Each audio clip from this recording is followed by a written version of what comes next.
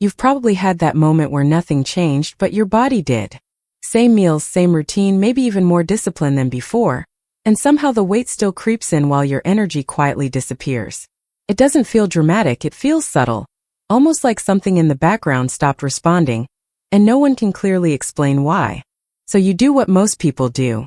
You adjust the diet, try to move more, maybe cut calories harder, maybe add supplements that promise to speed things up. And for a while it feels like you're doing everything right, but the results don't follow in a consistent or predictable way. That's where the doubt starts, not in your effort, but in the system you're told to trust. The idea of metabolism has been simplified into something almost mechanical, as if it's just a matter of input and output. Eat less, move more, and the system should respond. But real biology doesn't behave like a calculator, it behaves like a network, full of signals, resistance, and adaptation that aren't always visible from the outside. What's interesting is how quickly the market fills that gap in understanding. When something stops working, a new explanation appears, often packaged as a breakthrough, something newly discovered, something that was hidden or ignored. In this case, the concept being introduced is what they call thermogenic resistance, the idea that your body is no longer entering a fat-burning state efficiently regardless of your behavior. CitrusBurn positions itself directly inside that gap. Not as another generic fat burner, but as a way to reactivate a process that is supposedly there, just not functioning the way it used to. The focus shifts from willpower and discipline to internal signaling, as if the problem isn't what you're doing but how your body is interpreting it. The core mechanism they talk about revolves around thermogenesis, which is real in the sense that your body does burn calories to produce heat and energy. The claim is that certain compounds, especially from something like Seville orange peel, can influence that process in a meaningful way, potentially increasing the rate at which your body uses stored energy. And this is where things get more nuanced. Ingredients like pea-epinephrine, green tea extract, ginger, and vinegar have all been studied individually to some extent. Some show mild effects on metabolism, appetite, or energy expenditure, but these effects are usually modest, not transformative on their own. The difference here is the narrative that combining them creates a kind of metabolic switch. That idea is compelling because it reframes the problem. Instead of asking whether you're doing enough, it suggests your body isn't responding correctly in the first place. It removes a layer of personal blame and replaces it with a system-level issue, which is psychologically powerful, especially for people who feel stuck despite consistent effort. But there's also a trade-off hidden in that framing.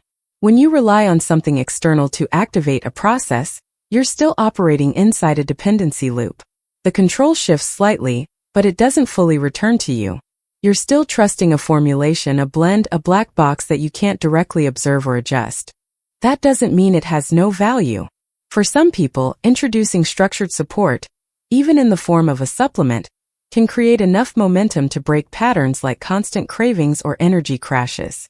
And some of the ingredients in CitrusBurn do align with mechanisms that can influence satiety or metabolic activity in subtle ways.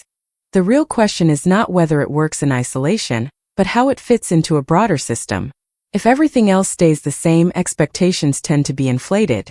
But if it's used as part of a shift in awareness about how your body responds, then it becomes less of a solution and more of a tool. There's also the convenience factor, which is rarely discussed openly. Taking capsules is easier than restructuring habits, and that ease is part of the appeal. But convenience always comes with a cost, usually in the form of reduced visibility into what's actually driving the result. What CitrusBurn is really offering is not just a product, but a narrative about why things stopped working and how they could start again. And whether that narrative resonates often depends less on the science itself, and more on how closely it matches your personal experience. Because if you've reached a point where effort no longer guarantees outcome, you're not just looking for a supplement. You're looking for a way to regain predictability, to feel like the system is responding again. And that's where most solutions, not just this one, tend to anchor their value. The shift happens when you stop asking what to add and start asking what's actually happening underneath the surface. Once you see that, every tool, including something like CitrusBurn, becomes optional rather than essential. It moves from being the answer to being one of many possible levers. And that changes the dynamic completely. You're no longer trying to fix a broken system, you're trying to understand a complex one. That's slower, less convenient, but far more stable over time. If you're still operating inside that frustration where nothing seems to respond the way it used to, there's a link below where you can look at how CitrusBurn is structured and decide if that approach makes sense for you. Just don't outsource the understanding that actually gives you control.